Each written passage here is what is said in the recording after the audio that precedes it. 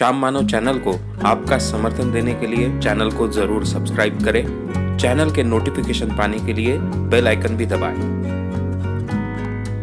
आदरणीय और प्यारे मित्रों, आज का अपना विषय क्या मुस्लिम धर्म भी अनेक पंथों में बटा है? सावरकर हिंदुत्ववादी या विज्ञानवादी, पार्ट 14। आज का हमारा विषय है, क्या मुस्लिम धर्म भी अनेक पंथों में बटा है? सावरकर हिंदुत्ववादी या विज्ञानवादी, पार्ट 14। एक पैगंबर, एक कुरान, सब मुसलमान समान, ऐसा कहा जाता है। क्या यह सत्य है? अल मामून खलीफा के राज्य में कुरान अनादि न होकर निर्मित है, ऐसी धर्माज्ञा जारी हुई। यानी इंसान ने उसको निर्माण किया है, ऐसी धर्माज्ञा जारी हुई। न मानने वालों को मृत्युदंड भी दिया गया, कोड़े भी गए। क्या कुरान प्रकट हुआ था या लिखा गया था? इन सब सवालों का जवाब हम अभी समझ लेने वाले हैं, जानने वाले हैं। सावरकर के 13 पार्ट्स हो चुके हैं। अभी तक हमने सावरकर जी ने जो विश्लेषण किया, ज्यादातर हिंदू संस्कृति के बारे में, हिंदू धर्म के बारे में, उसमें क्या क्या अवैज्ञानिक बातें हैं, क्या क्या गलत बातें हैं, ये विस्तार से उन्होंने कहा है, हमने देखा है। उस वक्त उन्होंने मुस्लिम धर्म के बारे में ये विश्लेषण किया है, वो हम समझ रहे हैं। वे हमेशा ही सभी धर्मों की तुलनात्मक आलोचना करते आए हैं। सभी धर्म कैसे अधूरे है, अवैज्ञानिक है, ये बताते आए हैं। यानी हम देखेंगे तो उन्होंने बाइबल हो, अवेस्ता हो, न्यू टेस्टामेंट यानी क्रिश्चियनों का बाइबल हो, इस सभी ग्रंथों की विश्लेषण करते हुए आलोचना की है। उसमें से अंधविश्वास बताया है, क्या वैज्ञानिक बातें हैं, ये भी हमारे सामने रखा है। उसी दृष्टि से वो कुरान के अध्ययन के आधार पर कुछ बातें हमारे सामने रख रहे हैं। उनके लेख का हेडिंग है, मुसलमानों के पंथ उपपंथों का तुलनात्मक धर्म विज्ञान दृष्टि से परिचय। मैं फिर से एक बार रिपीट करता हूं, मुसलमानों के पंथ उपपंथ का तुलनात्मक धर्म विज्ञान के दृष्टि से परिचय, ऐसा उनके इस लेख का या फिर निबंध का हेडिंग है।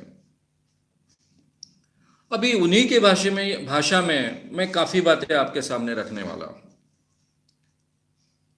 कुरान का उन्होंने काफी गहराई से अध्ययन किया, ये दिखता है। जैसे हमने शुरुआत की थी, शुरुआत में ही मनुस्मृति में क्या है, उसमें कैसे विरोधाभास है। मनुस्मृति के बारे में कहते हुए वे ये भी कह गए थे कि हाँ, या तो हमें ये मानना पड़ेगा कि मनुस्मृति किसी एक व्यक्ति ने लिखी नहीं है, उसमें अनेक व्यक्तियों ने एडिशंस किए हैं, उसमें काफी प्रक्षिप्त भाग है। क्योंकि एक श्लोक में मनुस्मृति में एक बात कही जाती है, जैसे कि हर व्यक्ति ब्राह्मण हो तो 4 वर्णों के स्त्रियों के साथ में शादी कर सकता है, क्षत्रिय हो तो क्षत्रिय मिलाकर 3 वर्णों के स्त्रियों के साथ में शादी कर सकता है। केवल मनुस्मृति में प्रतिलोम विवाह को मनाई थी, यानी ब्राह्मण स्त्री क्षत्रिय पुरुष से या फिर वैश्य पुरुष से या शूद्र पुरुष से शादी नहीं कर सकती थी। लेकिन अनुलोम विवाह उसमें अलाउड था। लेकिन आगे चलकर इसी मनुस्मृति में कहा गया कि किसी ब्राह्मण ने शूद्र स्त्री का स्पर्श भी नहीं करना चाहिए। उसके काफी, यानी उसका तो पतन होता ही है, उसके पीढ़ियों का भी पतन होता है। एक ही मनुस्मृति में ऐसे विरोधाभासी बातें क्यों? ऐसी कई बातें हमने देखी है। जो मापदंड उन्होंने मनुस्मृति को लगाया, वेदों को लगाया, बाइबल को लगाया, वही मापदंड वो कुरान को लगाते हैं। कुरान के बारे में उन्होंने कोई विशेष टीका टिप्पणी की हो, ज्यादा आलोचना की हो, ऐसा दिखता नहीं। सभी धर्म ग्रंथों का जो विश्लेषण जिस ढंग से उन्होंने किया है, उसी ढंग से कुरान का भी विश्लेषण और आलोचना उन्होंने की है। मुझे लगता है हमसे ज्यादातर लोगों को कुरान के बारीकियों के बारे में कम पता होता है। हमारे अभ्यास का वो इतना गहरा अध्ययन का विषय नहीं होता है। इसके पहले मैंने कुरान के बारे में पढ़ा था, लेकिन इतने गहराइयों में नहीं पढ़ा था। जितना कि धार्मिक धर्म ग्रंथों का अभ्यास गहराई में किया गया था, उतना कुरान का नहीं किया गया था। कुरान पर किसी अभ्यास लिखा है, वो एक बार पढ़ लिया, यानी कुरान की जानकारी हो गई, ऐसा हम मानते हैं। यहां पर उन्होंने काफी तुलनात्मक अभ्यास किया है, इसलिए हमारे सभी के जानकारी के लिए ये आवश्यक बात हो जाती है। वे शुरुआत करते हैं हिंदू धर्म में घुसे हुए जन्मजात जाति भेद, अस्पृश्यता आदि रूढ़ियों की तरफ उंगली दिखाकर मुसलमान प्रचारक भोले भाले हिंदुओं को हमेशा कहते हैं कि तुम मुसलमान बनो। क्यों बनो? क्योंकि तुम्हारे धर्म में जन्मजात जाति भेद है, अस्पृश्यता है, आदि रूढ़ियां हैं, इसलिए तुम मुसलमान बनो। क्योंकि हम में जाति भेद नहीं होते हैं, पंथ भेद नहीं है। हमारा धर्म ग्रंथ एक है, पैगंबर एक है, पंथ एक है। हमारे धर्म में सारे मुसलमान एक समान हैं, कोई ऊंच नीच नहीं है। यानी ज्यादातर मुल्ला मौलवी पढ़ाते वक्त ऐसा कहते हैं कि तुम मुसलमान बनो, क्योंकि मुसलमानों में जाति भेद भी नहीं है, पंथ भेद भी नहीं है। हमारा धर्म ग्रंथ भी एक है, पैगंबर भी एक है, यानी ईश्वर भी एक है, पंथ भी एक है। हमारे धर्म में सारे मुसलमान एक समान हैं, कोई उच्च नहीं है, कोई नीच नहीं है। मुस्लिम मौलवियों का यह वाकजाल कितना तथ्यहीन है, यह दिखाने के लिए हम मुस्लिम धर्म पंथ की सत्य जानकारी देने वाले एक दो लेख लिख रहे हैं, ऐसा सावरकर जी कहते हैं। ये जो दावा किया जाता है वो कितना झूठा है, ये केवल मुंह से कही गई बातें हैं। ये बताने के लिए हम कुछ जानकारी मुस्लिम धर्म की देने वाले हैं, ऐसा वो कहते हैं। मुस्लिम धर्म में ऊपरी तौर पर समानता दिखती है, यानी सबसे प्रभावित करने वाली बात ऐसी होती है कि जितने भी लोग खाने के समय में हैं, सब इकट्ठा खाना खाते हैं, हो सके तो एक ही थाली में खाना खाते हैं। कम से कम सब पुरुष बैठकर एक ही थाली में खाना खाते हैं। उसमें एक समानता दिखाई देती है। उसमें कोई अमीर होता है, कोई गरीब होता है, कोई अलग तबके का होता है, कोई अलग व्यवसाय करने वाला होता है। मुस्लिम धर्म में जाति व्यवस्था नहीं है, ऐसा माना जाता है, लेकिन भारत में यह सच्चाई नहीं है। भारत में अभी तक मुस्लिम धर्म में भी जाति व्यवस्था कम प्रमाण में क्यों ना हो, अभी भी जकड़ कर है। पुराने आप कौन थे, इसके आधार पर आपको प्रतिष्ठा और अप्रतिष्ठा मिलती है, जैसे क्रिश्चियन धर्म में भारत में होता है, उसी ढंग से।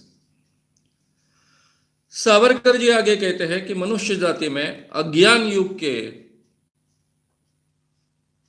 धर्ममत से लेकर अत्युच्च वेदांत विचार तक जो भी धर्ममत प्रचारित हुए या हो रहे हैं, वे सारे के सारे मानव जाति की सामूहिक संपत्ति है।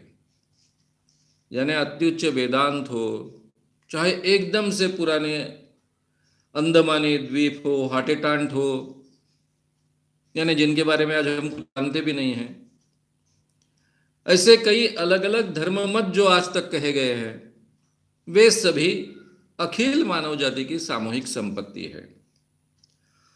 उस विशिष्ट परिस्थिति में मनुष्य के हितार्थ सूझी हुई ऐहिक एवं पारलौकिक कल्याण के लिए रचित वह योजना होने से वे सारे के सारे प्रयास मानव जाति के कृतज्ञ आदर के पात्र है। या उस विशिष्ट परिस्थिति में उन लोगों ने जो भी धर्म की बातें कही है वो लोगों के हित के लिए थी, चाहे वो बातें ऐहिक हो चाहे पारलौकिक हो, इंसान के कल्याण के लिए रचने का वो प्रयास था। और इसलिए ये सभी लोग जिन्होंने धर्म संस्थापक है, जिन्होंने ऐसे धर्म निर्माण किए हैं, वो सभी के सभी कृतज्ञता के पात्र है।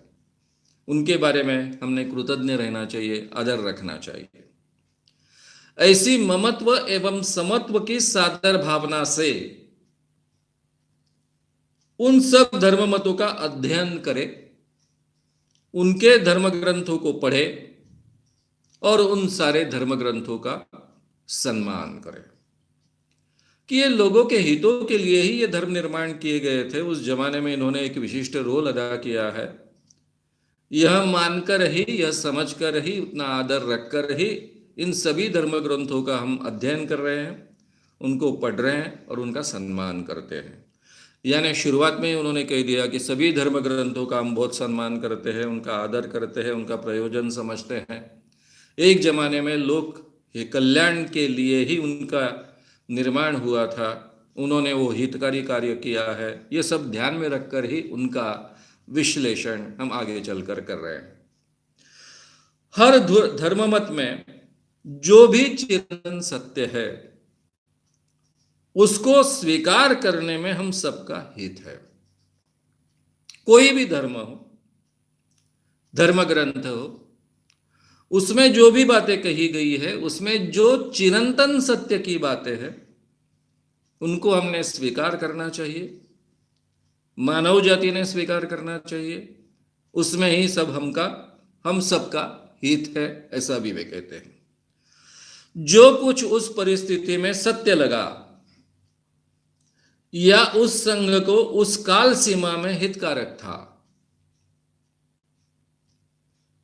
अब उस समय जिन लोगों को वो सत्य लगा या फिर उनका जो संगठन था, उनका जो दायरा था, उस दायरे में, उस काल की सीमा में वो हितकारक लगा।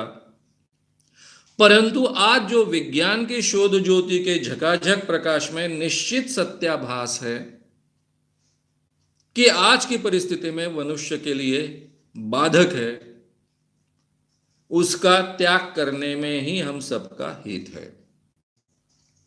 शायद उस जमाने में उस संघ के लिए, उस समाज के लिए वो आवश्यक था, लेकिन आज के विज्ञान के युग में जो नया प्रकाश हमें प्राप्त हुआ है, उस ज्योति में अगर वो समाज के लिए, मानव जाति के लिए बाधक है ऐसा दिखता है, तो उसका त्याग हमने करना चाहिए। इसमें ही मानव जाति का हित है, वे भी कहते हैं। ये सभी धर्म ग्रंथों के बारे में वे कहते हैं। यानी धर्म ग्रंथों में जो चिरंतन सत्य है उसका हमने स्वीकार करना चाहिए, और विज्ञान के प्रकाश के आधार पर जो बातें सत्य नहीं है, ये हमारे ध्यान में आता है, समाज हित के लिए, मानव जाति के लिए जो चीजें बाधक है उनका हमने त्याग करना चाहिए। ये दोनों बातें वे यहां पर कहते हैं। वेद के अध्ययन के प्रारंभ में ही यदि वेद ईश्वरकृत है और इसलिए उसका हर अक्षर सत्य ही होगा, उसके किसी भी अक्षर को असत्य कहने वाला नरक में जाएगा, ऐसी प्रतिज्ञा स्वीकार करने पर अवेस्ता, तौलीद, बाइबिल, कुरान आदि अन्य धर्म ग्रंथों का पक्षपात रहित दृष्टि से अध्ययन करना संभव न होगा। वे फिर शुरुआत वेदों से करते हैं। वे हर वेद मानने वाले व्यक्ति को कहते हैं कि अगर वेद के अध्ययन के प्रारंभ में ही हमने ये तय कर दिया कि वेद ये ईश्वरकृत है, वेदों का हर अक्षर सत्य ही होगा और उसके किसी भी अक्षर को असत्य कहने वाला नरक में जाएगा, ऐसी अगर हम प्रतिज्ञा स्वीकारते हैं, वेदों को ईश्वरकृत मानते हैं, वेद ही अंतिम सत्य ऐसा मानते हैं, उसका हर शब्द सत्य ऐसा मानते हैं, तो फिर हम अवेस्ता का, तौलीद का, बाइबल का, कुरान का आदि धर्म ग्रंथों का पक्षपात रहित दृष्टि से अध्ययन नहीं कर पाएंगे। ये संभव नहीं होगा। वैसे ही कुरान ईश्वरकृत है, इसलिए उसका हर अक्षर सत्य। यदि सच झूठ ही कहा जाए तो तू मरने पर नरक में नहीं जाएगा, यही के यही तुम्हें हम मार डालेंगे, ऐसी प्रतिज्ञा अगर कोई करता है तो जो ऐसा मानेगा उसे कुरान के बाद अन्य धर्म ग्रंथों का अध्ययन करना संभव नहीं होगा। अगर कोई कुरान को ईश्वरकृत है ऐसा मानता है, उसका हर अक्षर सत्य है, और जो कोई असत्य कहेगा उसको बाद में नरक में भेजेंगे वगैरह, उसके लिए रुकेंगे नहीं, यही मार डालेंगे, ऐसी अगर कोई प्रतिज्ञा करता है तो ऐसा व्यक्ति कुरान का अध्ययन करने के बाद में, उसको 100% सच मानने के बाद में, उसका हर शब्द ईश्वरकृत है मानने के बाद में दूसरे धर्म ग्रंथों का अध्ययन नहीं कर पाएगा, ना ही दूसरे धर्म ग्रंथों का अध्ययन करना उसके लिए संभव होगा। इसलिए से कुरान के बारे में बोलने के पहले हमारे सामने दोनों चीजें रखते हैं कि वेदों को भी ईश्वरकृत नहीं माना जा सकता है। अगर वेदों को हम ईश्वरकृत मानते हैं, उसका हर वचन सत्य मानते हैं, तो बाकी धर्म ग्रंथों का हम अध्ययन नहीं कर पाएंगे। और कुरान को भी हम ईश्वरकृत नहीं मान सकते, उसका हर वचन हर शब्द सत्य है ऐसा नहीं मान सकते। अगर वो मानकर चलेंगे तो बाकी धर्म ग्रंथों का हम अध्ययन नहीं कर पाएंगे। यानी हमारे अभ्यास की पृष्ठभूमि वो शुरुआत में ही तैयार कर रहे हैं। उनको मालूम था कि वो जो कुछ कुरान के बारे में लिखने वाले हैं वो मुस्लिम लोग भी पढ़ने वाले हैं, हिंदू लोग भी बड़े पैमाने पर पढ़ने वाले हैं, क्योंकि उनके बहुत ही लोकप्रिय मैगजीन्स में प्रसिद्ध होते थे। ज्यादातर किर्लोस्कर स्त्री जैसे मैगजीन्स में प्रसिद्ध होते थे, जो उस जमाने में भी कई देशों में जहां जहां मराठी लोग हैं वहां वहां वो जाते थे। ये मैगजीन होने के कारण उस पर काफी चर्चा होती थी, काफी आलोचना भी होती थी, टीका भी होती थी। लेकिन ये मैगजीन ज्यादातर बुद्धि प्रामाण्यवादी मैगजीन होने के कारण वे बहुत ही उच्च शिक्षित पाठकों तक पहुंचते थे, और वहां से फिर जिस ढंग की आलोचना निर्माण होती थी वो काफी दिनों तक उस पर बहस चलते रहती थी। तो वो सभी पाठकों की पृष्ठभूमि तैयार कर रहे हैं कि हमने किस ढंग से ये कुरान के विश्लेषण की तरफ हमने देखना चाहिए। एक ग्रंथ के अर्थ तो अनेक होते हैं, इस आपत्ति से किसी को मुक्ति नहीं मिलती है। कोई भी धर्म ग्रंथ हो, वेदों के भी अनेक अर्थ होते हैं, कुरान के भी अनेक अर्थ होते हैं। इससे मुक्ति का एक ही उपाय था, और वह यह कि स्वयं ईश्वर ही यह कर सकता था। कैसे? कि एक ही ग्रंथ ईश्वरोक्त कहकर सब जगह भेजता। अब ईश्वर के हाथ में तो कुछ भी करना संभव है। एक ही ग्रंथ, ये ईश्वरोक्त ग्रंथ है ऐसा कहकर सब जगह भेजता, और उसी के साथ उस ग्रंथ के हर अक्षर का एक ही अर्थ मानव को सूझना अनिवार्य कर डालता। भाई, इंसान को बुद्धि किसने दी है? ये ग्रंथ ईश्वर ने निर्माण किए, ऐसे मानने वाले लोगों के मन में ये होता है कि इंसान को बुद्धि ईश्वर ही देता है। तो ये एक ग्रंथ के अनेक अर्थ ना निकले, इसलिए ईश्वर ही ये कर सकता था कि वो एक ही ग्रंथ की प्रति बनाए, वही प्रति सब जगह भेजे, और ईश्वर के बुद्धि पर इस ढंग से प्रभाव डाले कि हर वाक्य का, हर शब्द का अर्थ वही निकले, दूसरा कोई अर्थ ही ना निकले। अब ये सामर्थ्य तो ईश्वर में होता है, दूसरा अर्थ सूझे ही नहीं ऐसी पुरुष बुद्धि कर डालता। यानी एक ही अर्थ सूझेगा, इतना प्रभाव उसके मस्तिष्क में, हर इंसान के मस्तिष्क में डालता, तो फिर सभी धर्म ग्रंथों का एक ही मतलब निकलता।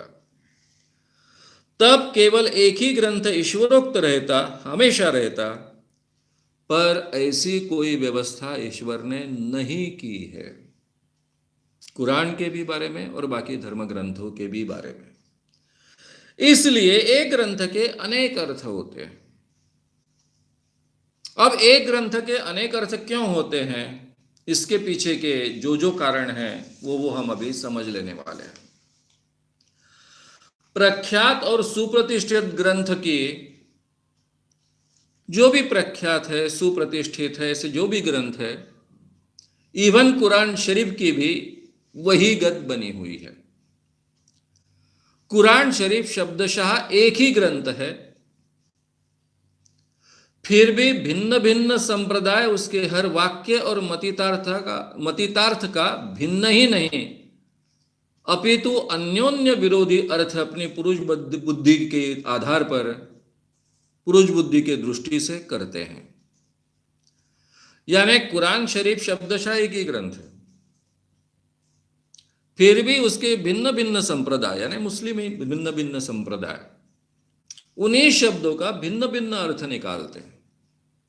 यह अर्थ केवल भिन्न भिन्न नहीं होता है, कई बार ये अर्थ एक दूसरे के खिलाफ होता है, विरोधी होता है,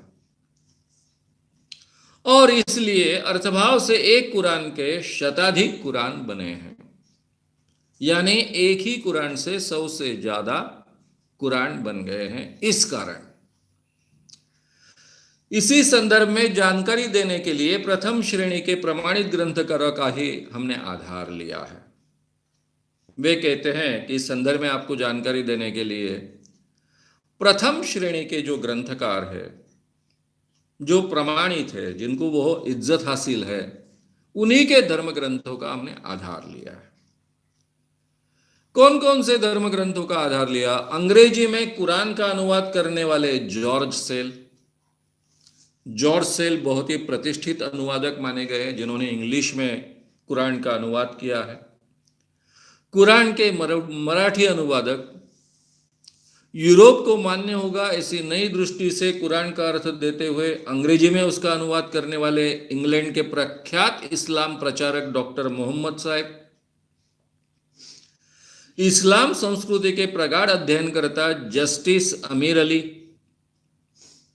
यानी जस्टिस अमीर अली, डॉक्टर मोहम्मद साहब, जॉर्ज सेल आदि नामवर इस्लाम धर्म, इतिहास एवं संस्कृति आदि के लेखक वर्ग के ग्रंथों का हमने जो काफी वर्षों से अध्ययन किया, उसी आधार पर निम्न जानकारी हमने आपके सामने रखनी है। यानी वो रेफरेंस भी देते हैं। उन्होंने जो अध्ययन किया उसमें मुख्यतः अंग्रेजी में जो भाषांतर हुआ जॉर्ज सेल जिन्होंने किया है, फिर अंग्रेजी में जिन्होंने उसका अनुवाद किया वो इस्लाम धर्म के प्रचारक डॉक्टर मोहम्मद साहब, इस्लाम संस्कृति के प्रगाढ़ अध्ययनकर्ता जस्टिस अमीर अली। इन तीनों का नाम यहां पर वो उद्धृत करते हैं, हमको बताते हैं कि इनके ग्रंथों के आधार पर ही हमने ये सब जानकारी आपके सामने रखनी चाहिए। पवित्र कुरान की संक्षिप्त रूपरेखा। अब कुरान क्या है? कुरान का मतलब क्या होता है? कुरान का मतलब होता है पढ़ने योग्य पाठ्य या संकलन। पढ़ने योग्य पाठ्य या पढ़ने योग्य संकलन जो भी है उसको कुरान कहते हैं। समय समय पर ईश्वर की ओर से मोहम्मद साहब यानी मोहम्मद पैगंबर, समय समय पर ईश्वर की ओर से मोहम्मद साहब को जो संदेश प्राप्त हुए, वे अलग अलग संदेश जिसमें इकट्ठा किए गए, वह संचय, संग्रह, संकलन माने कुरान। मोहम्मद पैगंबर जो प्रेषित है, मैसेंजर है, देवदूत है, जिसको देवदूत नहीं कहेंगे, हम मैसेंजर कहेंगे, दूत कहेंगे भगवान का। समय समय पर ईश्वर की ओर से मोहम्मद पैगंबर को जो संदेश प्राप्त हुए, वो सभी संदेश अलग अलग समय पर जो प्राप्त हुए वो इकट्ठा किए गए, इस संकलन को कुरान कहते हैं।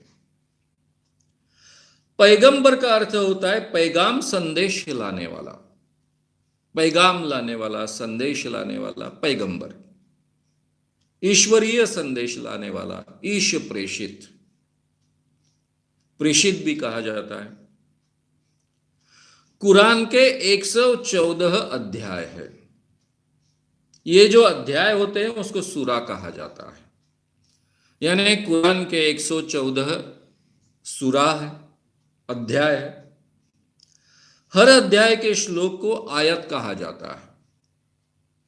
सूरा यानी अध्याय, इस अध्याय में जो श्लोक है उसको आयत कहा जाता है। कुरान की मूल अलग अलग प्रतियां ज्ञात थी, 7 प्रतियां ज्ञात थी, 7, 5 और 2 7, ऐसी 7 प्रतियां पहले ज्ञात थी।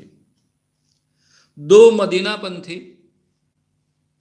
तीसरी मक्कापंथी, चौथी कुफा में प्रचलित,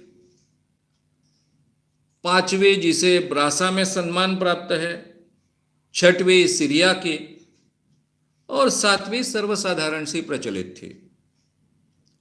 इन प्रतियों की श्लोक संख्या भी अलग अलग है। एक में 6000 श्लोक है, तो दूसरी में 6236 श्लोक है, यानी सभी अध्याय मिलकर ये श्लोक की गिनती की गई तो वो होती है 6000, और दूसरी में 6236, और बाकी अलग अलग और भी है। अब शुरुआत में ही इनकी जो प्रतियां बनी वो 7 अलग अलग प्रतियां बन गई। कुरान के कुछ अध्यायों के प्रारंभ में जिनका कोई रूढ़ अर्थ नहीं है, ऐसे 2-4 अक्षर होते हैं। उस प्रयोग का क्या हेतु है यह जानने यहूदी लोगों के धर्म ग्रंथों की तरह ही मुसलमान धर्मशास्त्री मतभेद के भंवर में फंस जाते हैं, क्योंकि ऐसी व्यवस्था यहूदी धर्म ग्रंथ की शुरुआत में भी है। अब हम सभी जानते हैं, आपको फिर से बताने की आवश्यकता नहीं है, कि यहूदी धर्म ग्रंथ बाइबल, क्रिश्चियन का धर्म ग्रंथ, और मुस्लिम कुरान, ये तीनों एक ही धर्म है ऐसा मानते हैं, एक ही ईश्वर को मानते हैं। केवल इनके प्रेषित अलग अलग है, मैसेंजर्स अलग अलग है, दूत अलग अलग है, और इन दूतों को ईश्वर ने जो कहा है उसके आधार पर ओल्ड टेस्टामेंट की निर्मित हुई, जो यहूदी धर्म ग्रंथ का मूल धर्म ग्रंथ है, न्यू टेस्टामेंट की निर्मित हुई जो क्रिश्चियनों का बाइबल मूल ग्रंथ है, और कुरान की निर्मित हुई, ये हम सभी जानते हैं। तो कुरान के अध्यायों की शुरुआत में जो कुछ ऐसी बातें हैं कि जिसका कोई अर्थ निकलता नहीं है, वैसी ही बातें यहूदियों के धर्म ग्रंथ में भी है। तो वहां पर जितने उसके बारे में मतभेद है, अलग अलग मतांतर है, वैसे ही कुरान के बारे में। कुछ कहते हैं इन अक्षरों का अर्थ तो केवल ईश्वर को ही ज्ञात है, यानी कुछ इसका अर्थ निकालने वाले मुल्ला मौलवी हो, चाहे आम इंसान हो, चाहे बहुत अभ्यास करने वाला व्यक्ति हो, विद्वान हो, उनमें से कुछ कहते हैं कि इसके अक्षर के अर्थ तो केवल ईश्वर ही निकाल सकते हैं, या फिर मोहम्मद पैगंबर को ही ये ज्ञात होगा। अब ईश्वर और मोहम्मद पैगंबर अलग है, ये कंसेप्ट भारतीय लोगों को समझ लेनी चाहिए, क्योंकि भारतीय लोग डायरेक्टली ईश्वर को और इंसान को भी ईश्वर मानने वाले होने के कारण वो भगवान कृष्ण को भी ईश्वर मानते हैं, राम को भी ईश्वर मानते हैं, बुद्ध को भी ईश्वर मानते हैं, महावीर जैन को भी ईश्वर मानते हैं, तो इसलिए बड़ी दिक्कत हो जाती है। यहां पर ये फर्क हमने समझ लेना चाहिए। यीशु ख्रिस्त ईश्वर नहीं है, मोजेस ईश्वर नहीं है, मोहम्मद पैगंबर ईश्वर नहीं है, ये भगवान के दूत है, ईश्वर के दूत है, प्रेषित है, मैसेंजर्स है, पैगंबर, ये हमेशा याद रखना है हमें। तो या तो ईश्वर जाने, इसका मतलब, या फिर मोहम्मद पैगंबर जी जाने। अन्य इस बात को न मानते हुए यथामथि उसका अर्थ करते हैं। लेकिन बाकी लोग ये नहीं मानते कि इन शब्दों का अर्थ नहीं निकाला जा सकता, केवल ईश्वर जानते हैं, मोहम्मद पैगंबर जानते हैं। इस बात पर वो विश्वास नहीं रखते और फिर इन शब्दों का अर्थ निकालने का प्रयास करते हैं। और हर व्यक्ति अपने द्वारा दिया गया अर्थ ये अंतिम है, सच्चा ईश्वरीय अर्थ है, ऐसा दावा करता है। अब ऐसे अलग अलग जो अर्थ दिए गए इन शब्दों के, जिनके कोई मतलब ही नहीं निकलते हैं, वो सभी चर्चा मैंने आपके सामने न रखने का तय किया, क्योंकि मुझे ये विषय आपको बोर करने की सीमा तक नहीं ले जाना है। इसलिए इसके इतने अलग अलग अर्थ निकले हैं कि एक का दूसरे से कोई संबंध नहीं है। किस आधार पर ये अर्थ निकले हैं ये भी कहना कठिन है, इसलिए उसकी चर्चा में भी जाना उचित नहीं मैं मानता हूं और आगे बढ़ता हूं। मुसलमानी शास्त्रीय मत परंपरा के अनुसार कुरान की रचना मोहम्मद साहब या किसी मनुष्य ने नहीं की है। यानी जैसे वेदों के बारे में कहा जाता है कि वेद अपौरुषेय हैं, वैसी ही यहां परंपरा है। मुसलमानी शास्त्रीय मत परंपरा के अनुसार कुरान की रचना मोहम्मद साहब ने यानी मोहम्मद पैगंबर जी ने नहीं की है, वह अनादि है। इतना ही नहीं तो आगे चलकर ये लोग कहते हैं कि वह ईश्वरकृत भी नहीं है, वह तो ईश्वरमय ही है। यानी ईश्वर द्वारा इसकी निर्मिति नहीं हुई, कुरान ही ईश्वर है, वो तो ईश्वरमय है। यानी इसकी रचना मोहम्मद साहब ने नहीं की है, मोहम्मद पैगंबर ने नहीं की है, किसी इंसान ने नहीं की है, ये ईश्वरमय है, ईश्वर ने भी नहीं की है। उसकी पहली प्रतिलिपि जो लिखी गई, यानी कुरान की पहली प्रतिलिपि जो लिखी गई, वह ईश्वर के सिंहासन के पास एक बड़ी मेज पर रखी हुई है। यानी ईश्वर जहां बैठते हैं उनके सिंहासन के पास एक बड़ी मेज है, उस पर ये कुरान की प्रति रखी हुई है। संपूर्ण भूत भविष्य का लेखन भी उसी मेज पर अति उच्च स्वर्ग में लिखा रखा है, और ये जगह अति उच्च स्वर्ग में है। उसमें भूत भविष्य वर्तमान का भी लेखन लिखा हुआ है। उस ईश्वरीय मेज पर रखी कुरान की एक प्रतिलिपि देवदूत जिब्रील के हाथों से सबसे नीचे के स्वर्ग में भेजी गई। यानी स्वर्ग के भी अलग अलग स्तर होते हैं, ऐसा कुरान में माना गया है। तो ऊंची जगह का जो कुरान है, यानी ईश्वर की जगह है, वहां पर से ये जिब्रील नाम के देवदूत ने ये प्रतिलिपि उसकी ली और वो निचले स्तर का जो स्वर्ग है वहां पर वो लेकर आया। फिर उसके बाद में जिब्रील के हाथों से सबसे नीचे के स्वर्ग में वो भेजी गई। वह रमजान माह के जिस रात को भेजी गई, उसी रात का नाम शक्तिमती था। उस कागजी प्रतिलिपि का वह कुरान देवदूत जिब्रील द्वारा मोहम्मद साहब को क्रमशः प्रकट किया गया। यानी इसकी कागजी प्रतिलिपि तैयार की गई थी, वो खुद देवदूत जिब्रील लेकर आया था। रमजान माह के रात को वो भेजी गई थी और फिर मोहम्मद पैगंबर साहब को क्रमशः प्रकट किया गया। अब इसका मतलब क्या होता है कि प्रकट किया गया, वो हम समझ लेंगे। कुछ मक्का में कुछ मदीना में जैसा जैसा उतर आता गया, वैसा वैसा वह लिखित भाग जिब्रील की ओर से पैगंबर की चेतना में डाला गया।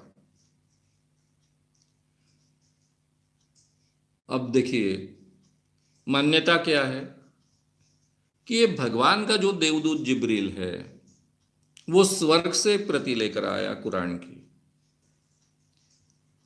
और मोहम्मद पैगंबर की चेतना में एक बार में नहीं, जैसा कहते हैं कि मोजेस गए पहाड़ पर, वहां बैठे तपस्या करने लग गए और फिर उनको ईश्वर का संदेश सुनाई दिया और उसमें से 10 कमांडमेंट्स निर्माण हुए। 10 कमांडमेंट्स बहुत ही सुंदर सिनेमा है जिसको काफ़ी ऑस्कर्स मिले हैं। हम में से काफ़ी लोगों ने देखा होगा, नहीं देखा होगा तो आज आप देख सकते हो, यूट्यूब जैसे कई जगहों पर वो उपलब्ध होगा। वैसा यहाँ नहीं हुआ है। यहाँ पर क्या हुआ है कि कुछ मक्का में, बाद में कुछ मदीना में क्रमशः ये संदेश आते गए। जिब्रील जो ईश्वर का देवदूत है, वो उनके दिमाग में, मोहम्मद पैगंबर के दिमाग में, उनकी चेतना में डालते गए। वैसे वैसे मोहम्मद पैगंबर जी को ये सूझते गए और फिर वो संदेश उन्होंने अपने शिष्यों के सामने कहे और शिष्यों ने फिर वो लिखे। परंतु वह पूरी की पूरी दिव्य पुस्तक देखने का भाग्य भी मोहम्मद पैगंबर को जिब्रील की कृपा से वर्ष में एक बार मिलता था। यानी क्रमशः उनकी चेतना में ये डाले गए, लेकिन वर्ष में एक बार, साल में एक बार जिब्रील की कृपा से मोहम्मद पैगंबर जी को वो कुरान की प्रत, ओरिजिनल प्रत देखने का अवसर मिलता था। रेशमी वस्त्र में बंधी, सोने की कलाबत्तू से कढ़ी, स्वर्गीय हीरे जवाहरात में मढ़ी वह दिव्य पुस्तक थी। उसका वर्णन भी मिलता है कि ईश्वर का जो सिंहासन है उसकी मेज पर रखी, उसके बाजू में जो मेज है उस पर, मेज पर वो रखी है, रेशमी वस्त्र में बंधी है, सोने की कलाबत्तू से वो कढ़ी है, स्वर्गीय हीरे जवाहरात उसको गढ़े हुए हैं। ऐसी वो दिव्य पुस्तक थी और वो बीच बीच में जाकर साल में एक बार मोहम्मद पैगंबर खुद देख सकते थे। अब इसका मतलब क्या हुआ? ये सभी वर्णन मिलता है। ये वर्णन का मतलब क्या हुआ? यद्यपि उपर्युक्त मत के अनुसार कुरान अनिर्मित एवं अनादि है, प्रत्यक्ष कुरान में वैसा न मानने वाले को पाखंडी कहा गया है। कुरान में ये बात लिखी है कि जो कुरान को नहीं मानता है, यानी कुरान अनिर्मित है, किसी इंसान ने निर्माण नहीं किया है, इसका ये अनादि है, ये जो नहीं मानता है वो पाखंडी है। फिर भी हर महत्व के धर्म प्रश्नों में जिस प्रकार मतभेद है, उसी प्रकार यहां भी मुस्लिम धर्मशास्त्रियों में तीव्र मतभेद है। मोटाजलाइट और मोजदार, इनके जो अनुयायी है,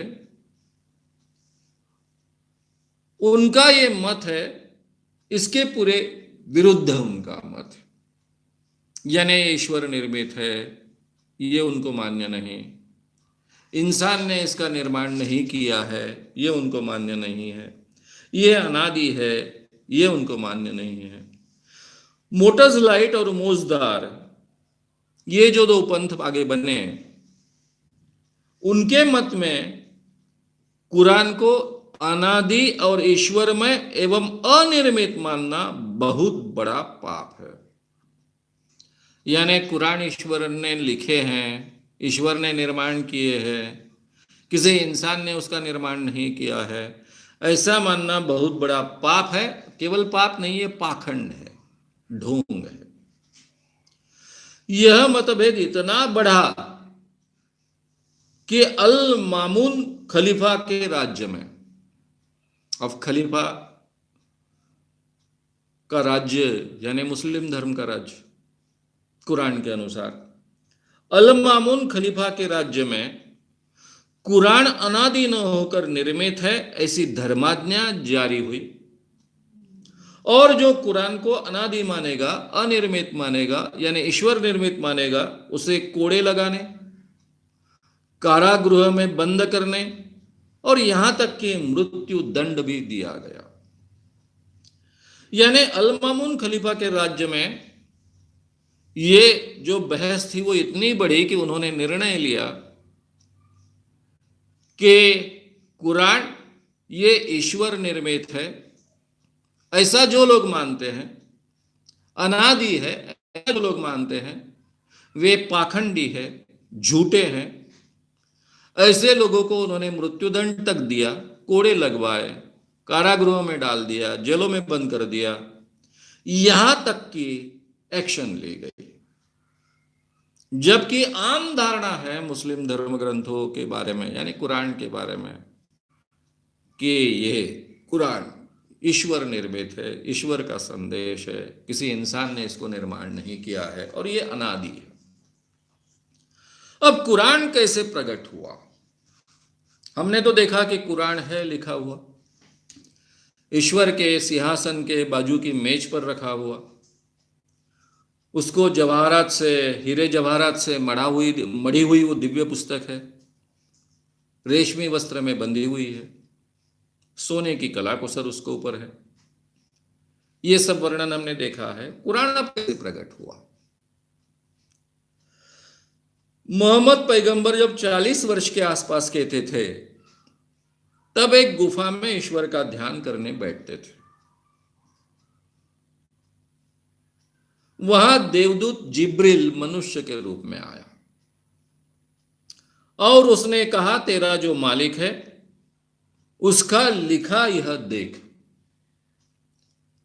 मोहम्मद पैगंबर एक गुफा में ईश्वर की प्रार्थना कर रहे थे, तपस्या कर रहे थे। वहां पर जिब्रील आया जो देवदूत है। उसने कहा कि तेरे मालिक यानी भगवान ने, ईश्वर ने जो लिखा है वही यह देख। अब ये किताब बताइए। मोहम्मद पैगंबर कहने लग गए, पर मुझे तो अक्षर नहीं पढ़ने आता है, नहीं लिखने आता है। मोहम्मद पैगंबर पढ़े लिखे नहीं थे। तब मोहम्मद पैगंबर को अंत प्रेरणा से ईश्वरीय संदेश आने लगे। वे पढ़ नहीं सकते थे, इसलिए उनको अंत प्रेरणा से ही ईश्वरीय संदेश आने लग गए। वे संदेश जैसे जैसे आते, मोहम्मद साहब यानी मोहम्मद पैगंबर उसका वैसे वैसे उच्चारण करते थे।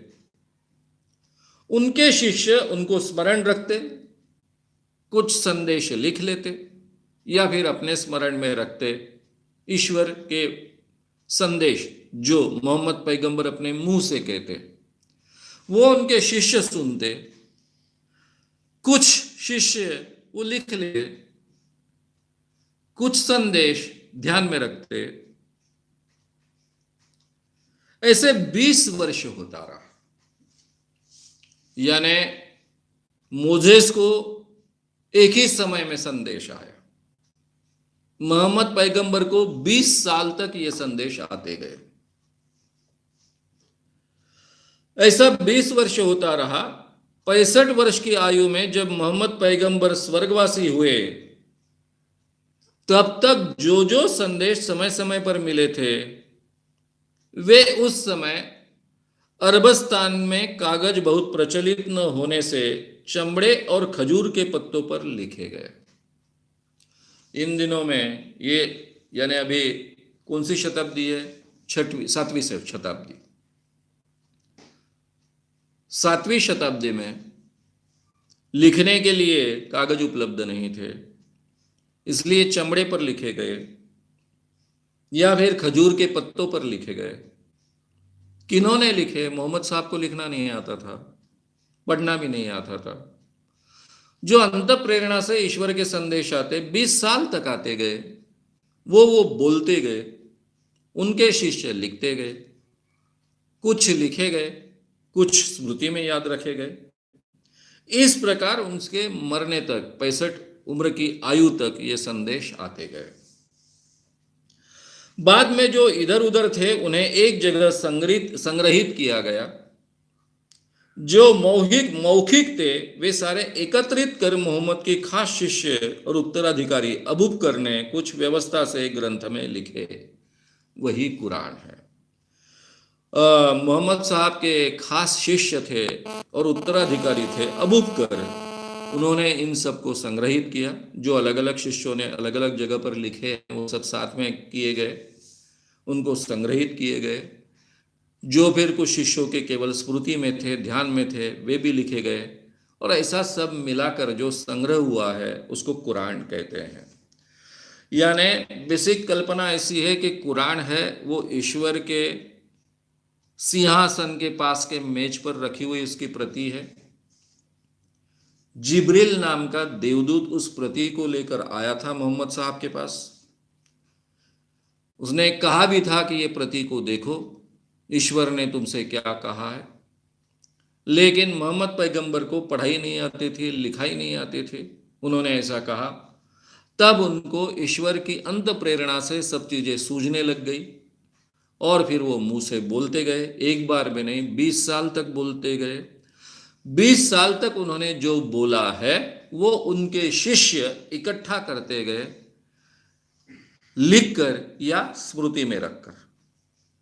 और इन सब का संकलन मोहम्मद पैगंबर के मृत्यु के बाद उनका शिष्य और उत्तराधिकारी अबू बकर जो थे, उन्होंने इन सब का संकलन किया। जो लिखे हुए थे उनका भी और जो शिष्यों के स्मृति में था उनका भी संकलन किया गया और ये टोटल संकलन मिलाकर कुरान की निर्मित हुई।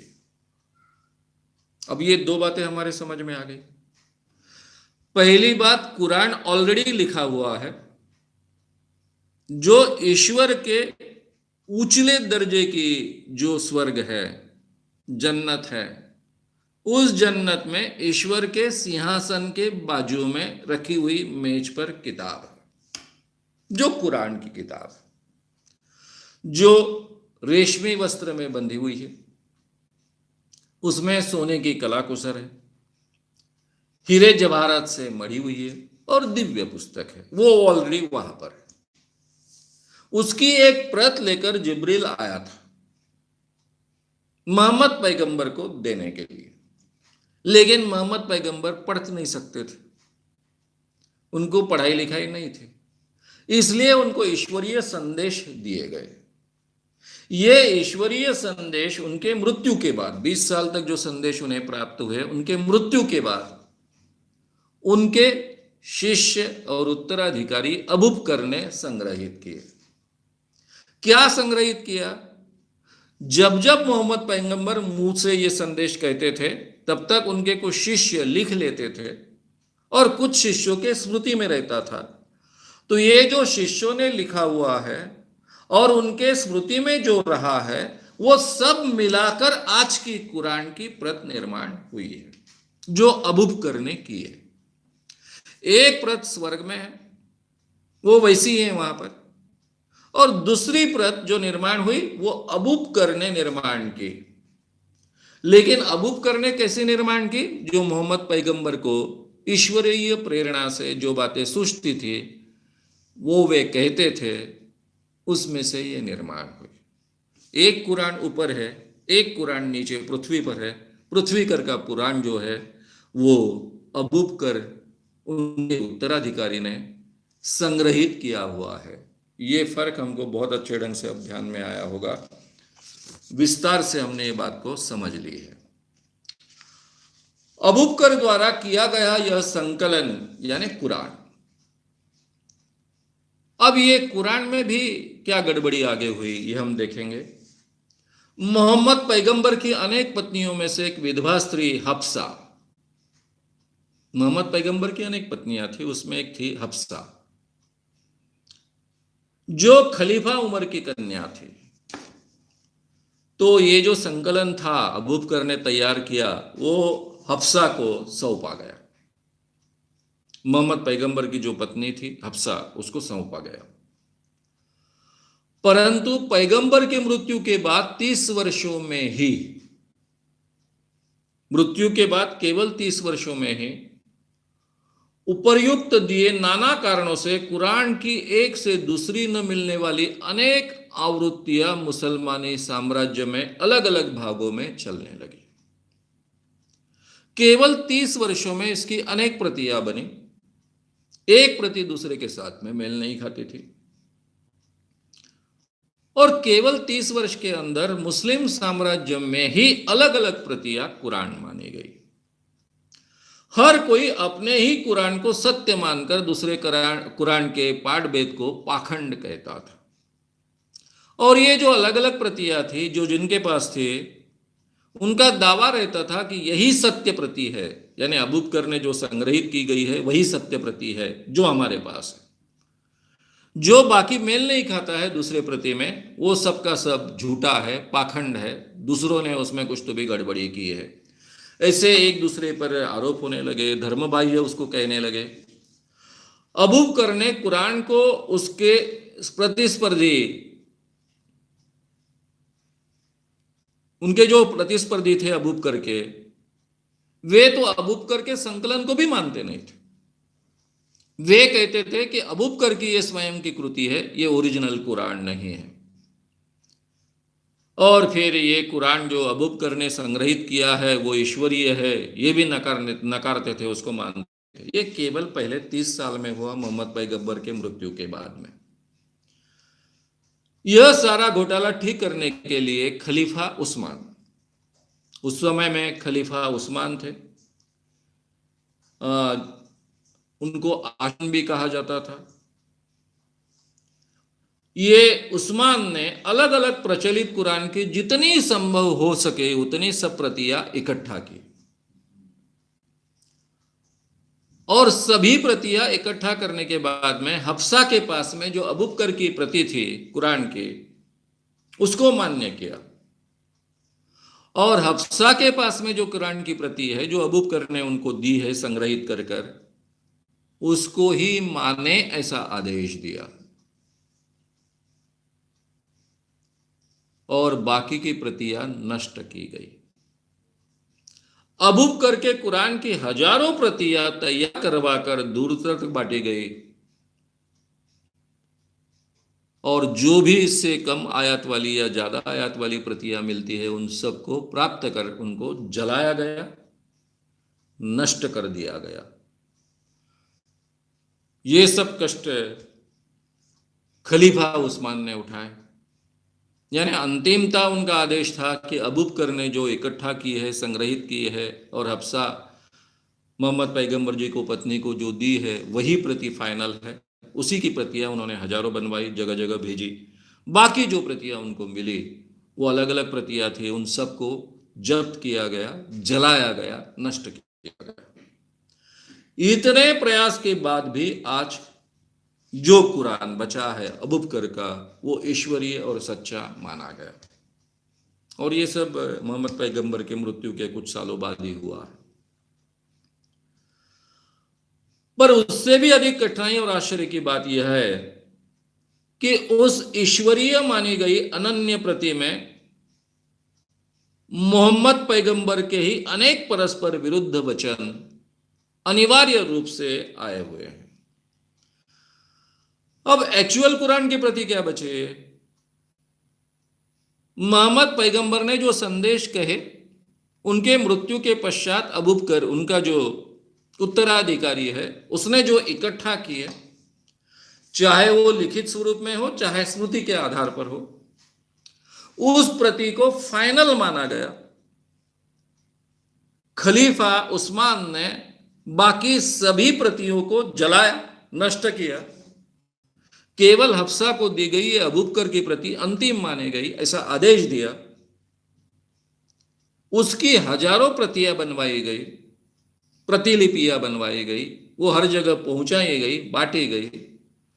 इतना सब करने के बाद भी सवाल कायम है, क्योंकि उसी प्रति में जो अबू बकर ने लिखी हुई या अबू बकर ने संग्रहित की हुई प्रति है, उसी में मोहम्मद पैगंबर के अनेक संदेश विरोधाभासी है।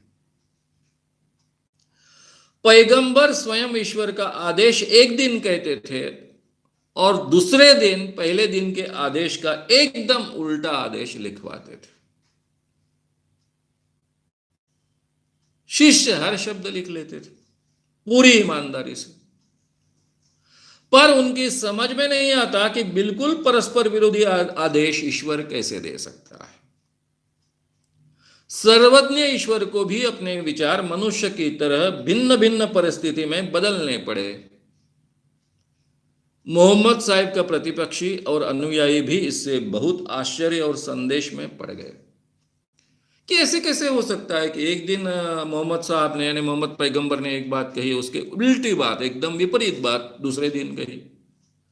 दोनों बातें उनके शिष्य लिख रहे हैं। वो आश्चर्य में पड़े कि ईश्वर ऐसे कैसे आदेश दे सकता है कि कल आदेश एक दिया था उसके खिलाफ का आदेश आज दे रहे हैं। ये मनुष्य के बारे में हो सकता है कि आज का विचार अलग है, कल मेरा विचार बदल गया, लेकिन ईश्वर के बारे में ऐसा कैसा हो रहा है?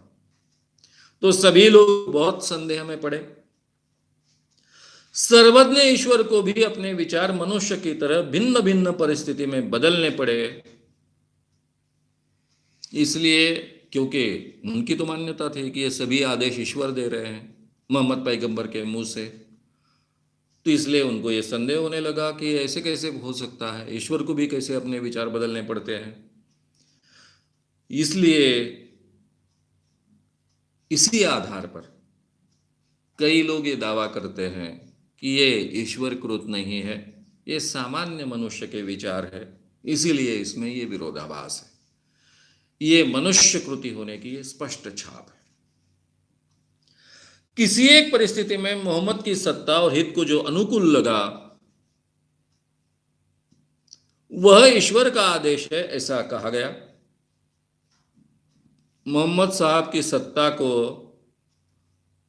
सत्ता के हित में, सत्ता के अनुकूल लगा, वह ईश्वर का आदेश है, ऐसा कहकर उन्होंने बात कही। दूसरी परिस्थिति में जब यह नियम सत्ता पर छाए विभिन्न संकट के कारण अहितकारी लगने लगा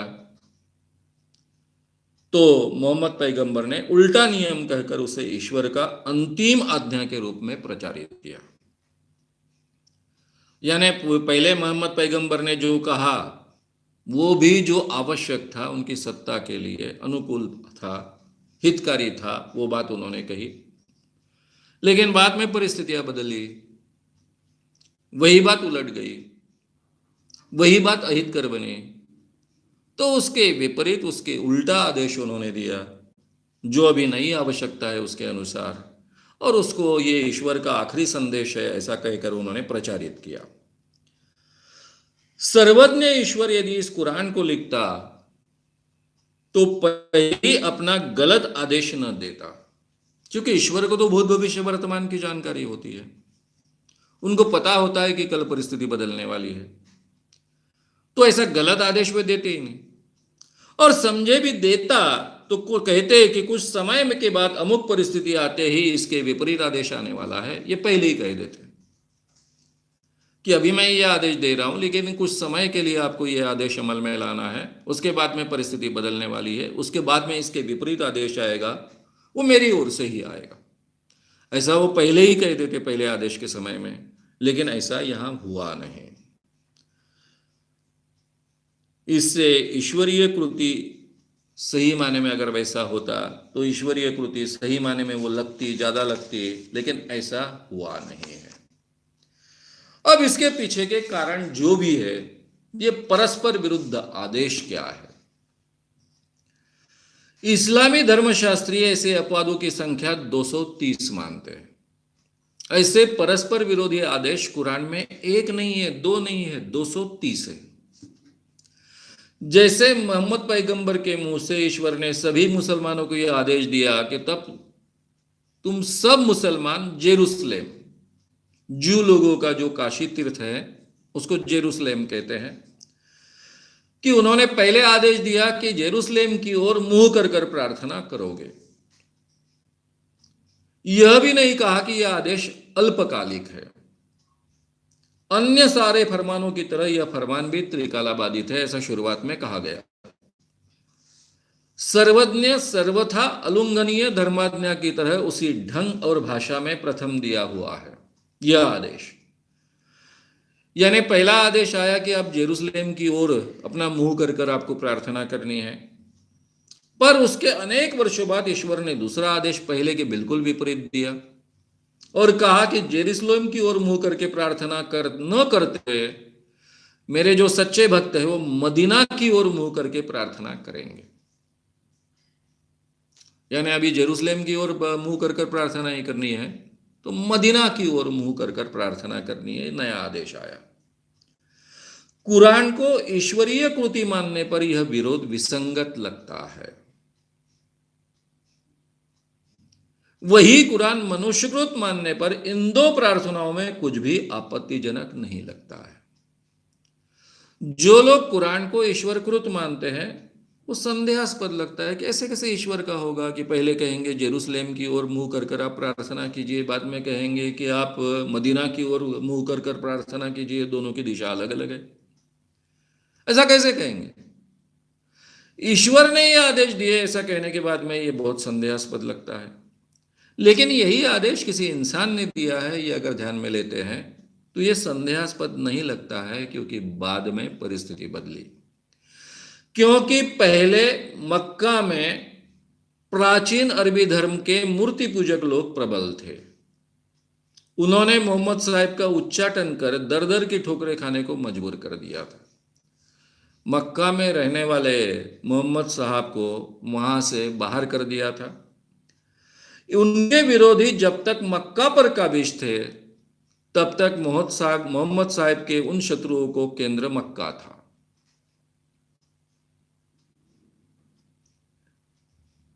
इसलिए मक्का की ओर मुंह करके प्रार्थना करना मोहम्मद साहब को पसंद न था। अब जिस मक्का में उनको रखा नहीं गया उसके बाहर उनको जाने के लिए मजबूर किया गया। उस मक्का की ओर मुंह रखकर प्रार्थना कीजिए, ऐसा तो मोहम्मद साहब कह नहीं सकते। बाद में उन्होंने मक्का पर अपना अधिकार जमा लिया। मोहम्मद साहब ने बाद में मक्का पर अपना अधिकार जमा लिया। मक्का चूंकि उनकी मूल भूमि थी, जन्मभूमि थी, तीर्थभूमि थी, इसलिए उस पर कब्जा होते ही वह उनके इस्लामिक धर्म की राजधानी और पवित्र क्षेत्र हो गया।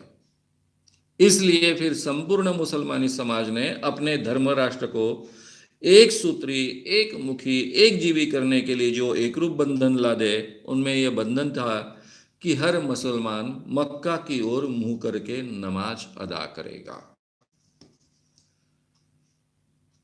यह आदेश क्यों बदले, ये समझ में आता है अगर ये समझ ले कि ये मोहम्मद साहब की कृतियां है, तो ये ईश्वर की कृति नहीं है, ऐसा मान।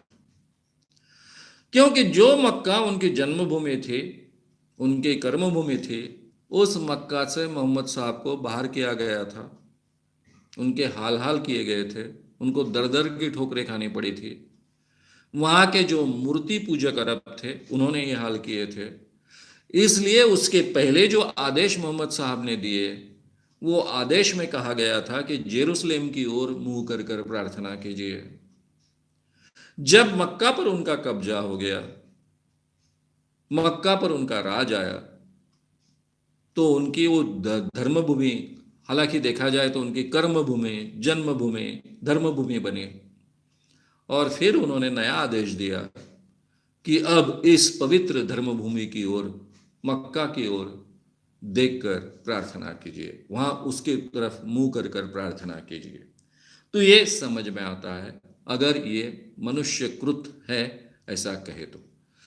ईश्वरकृत है कहे तो बड़ा मुश्किल हो जाता है कि ऐसे विरोधाभासी आदेश कैसे हो सकते हैं, और ऐसे विरोधाभासी आदेश इसमें 230 हैं। अभी ये सब बातों के बारे में हमने चर्चा की। अतः मूल कुरान कौन सा है, कौन से श्लोक सच्चे हैं, कौन सी प्रतिलिपि पूर्ण है, किस पाठभेद का कौन सा अर्थ ग्राह्य है, इन सब प्रश्नों का भिन्न निर्णय देने वाले आचार्यों की जितनी संख्या उतने कुरान हो गए। क्योंकि पहले तो सबसे बड़ा शक कि मूल कुरान कौन सा है, क्योंकि अबू बकर ने जो प्रतियां बनाई थी वो आज वैसी की वैसी कायम है क्या?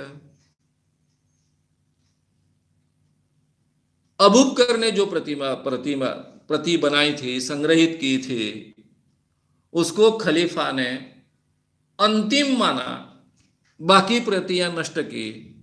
मोहम्मद पैगंबर के मृत्यु के 30 साल में ही ये सब बातें हो गई। लेकिन उसके बाद भी कुरान की कई नई नई प्रतियां बनी। केवल कुरान की नई नई प्रतियां बनी ऐसा नहीं हुआ, तो उसमें ये डाउट है कि मूल कुरान की प्रति कौन सी है, अबू बकर ने जो संग्रहित की वो कौन सी है, इसमें के कौन से श्लोक सच्चे हैं, कौन सी प्रतिलिपि पूर्ण है। और इतना ही नहीं तो जो उपलब्ध है उसमें भी इसका अर्थ क्या होता है, उसके बारे में मतभिन्नता। और इन सारे प्रश्नों का जवाब देते हुए कई आचार्यों ने अपने मत कहे हैं, और इन आचार्यों ने जितने अपने मत कहे हैं उतने भिन्न भिन्न कुरान के मतलब निकले हैं, और उतने भिन्न भिन्न पंथ निर्माण हुए हैं। और जो स्थिति कुरान के मूल पाठ या विधान की है वही स्थिति उसके हर वाक्य की बनी हुई है। एक ही वाक्य या एक ही शब्द का इस्लामिक पंथ, उपपंथ, इन्होंने भिन्न भिन्न अर्थ प्रस्तुत किए हैं।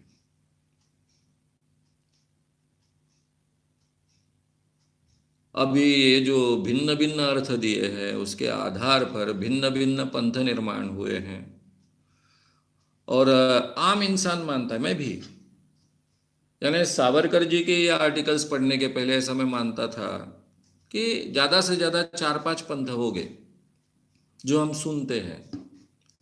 सबसे बड़े 2 भेद, शिया और सुन्नी, बाकी कुछ होंगे 2-4-5, ऐसी मेरी मान्यता थी ये पढ़ने के पहले, जितना मैंने कुरान के बारे में और मुस्लिम धर्म के बारे में पढ़ा था उसके आधार पर, या फिर पूरे दुनिया में जो कुछ चल रहा है उसके आधार पर बार बार आर्टिकल्स आते हैं या आते हैं, उसमें अलग अलग पंथों के उल्लेख होते हैं उसके आधार पर।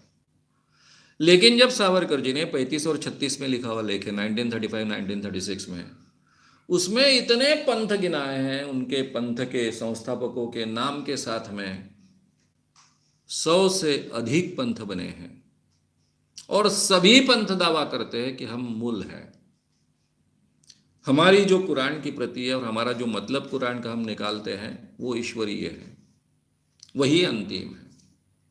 और जिसको ये नहीं मानते हैं और बाकी अर्थ निकालते हैं वो पाखंडी है, वो सब के सब नरक में जाएंगे। और ये सभी चर्चा हम आगे जो 15th पार्ट होगा इसका उसमें करेंगे। अभी यहीं तक हम कुरान के स्वरूप की चर्चा रोकते हैं। बाद में एक्चुअल पंथ कैसे कैसे बने, पंथ के अलग अलग मत कैसे हैं, एक दूसरे के खिलाफ मत कैसे हैं, एक ही कुरान के अलग अलग मतलब कैसे लोगों ने निकाले हैं, ये सब हम अगले 15 पार्ट में देखेंगे। श्याम मानव चैनल को आपका समर्थन देने के लिए चैनल को जरूर सब्सक्राइब करें। चैनल के नोटिफिकेशन पाने के लिए बेल आइकन भी दबाएं।